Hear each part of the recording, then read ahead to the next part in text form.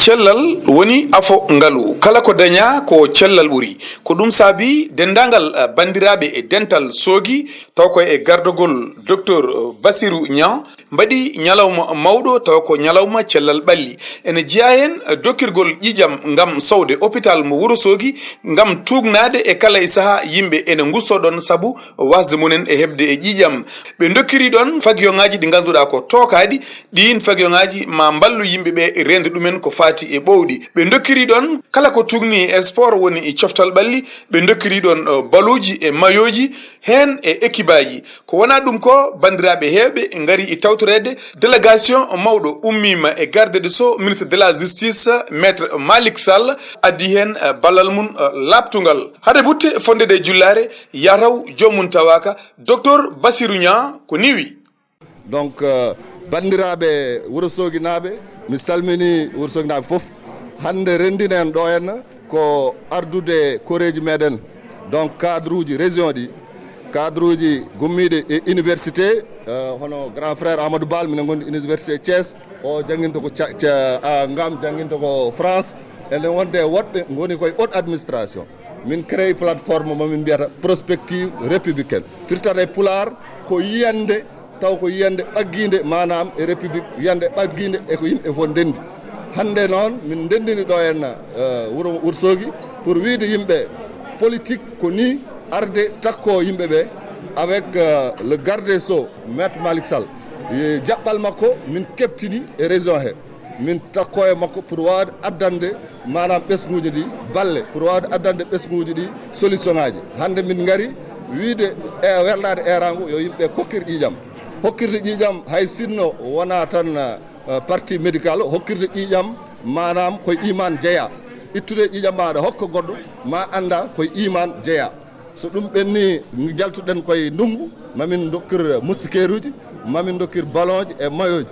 ɗum ɗon foof e yiyande maître Malick Sall gandanɗa kanko no werli eran cadre uji région ɗi o wi miña kon miñamen gaare liggoɗen diwan men gaare takkoɗen liggoɗen diwan men minen komin ministre uji amin mbawi jogade yiyande kono ko watte formulation projet manam eɓɓoji ɗi kono mbawi wadde ɗum kolliton ɗumen jawat ɗan takkoɗon population o ko hande ɗum fuɗɗa ɗo e fuɗɗi o Wourossogui o fuɗɗima kanko o ɓooyi saabu caali to paaren ɗo joni kanko waɗi ɗum donc oɗon on politique kesso ngal jaɓɓal kesal min goɗe wadde pour manam Fouta wawde ustude caɗele mum hay sinno caɗele ɗe fof mbawa momtade hande gonɗen manam koye safara koye santé min jogui eɓɓoji paaɗi e jangde hamin jogui eɓɓoji paaɗi e entrepreneuriat rural on nani won wiyoɓe ene ŋiña président Macky Sall faade Fouta jinmi andinde bandiraɓe tan woto yimɓe niɓɓiɗin haqqillaji mumen woto yimɓe détourne haqqillaji mumen saabu ruddi dande maayo moɓe kalato financement BOAD o heɓama PUDC kalateɗo e PUMA kalateɗo so Allahu jaaɓi feccere Fouta ɓuuri hen hewde donc mbaɗa wiya bandiraɓe Wourossogui naaɓe yen ɓuur darade daroɗen e caggal maître Malick Sall par ce que ko générosité makko ni min gila komi étudiant mbaɗa waɗa politique hono leader mbaɗon makko mi yiyani mi wawi limtina inde wiide gaare ndenden gonen solidaire changen diwan men sen changani diwan men wona jappude change ɗum enen mbawi ɗum change ko ɗum woni hande yiyande mi hokka konngol ngol grand frère Amadou Bal caggal nde docteur Bassirou Niang ƴetti e konngol haaldi e bandiraɓe haalan ɗumen holko saabi oɗo ñalawma le 11 octobre 2020 ɗo e hôpital Wourossogui holko saabi ɗum caggal mum ɓe dokki konngol o mo ganduɗa jeeya ko e yimɓe e aranɓe o mo ganduɗa kañum woni garde des sceaux maître Malick Sall woni ministre de la justice Abou Ngam oɗo hande ñalawma alet ko ñalawma mawɗo ɗo e hôpital Wourossogui sukaɓe Wourossogui naaɓe ndendi docteur Bassirou Niang noddiɓe wiɓe yoɓe garɓe dokka ƴiƴam nde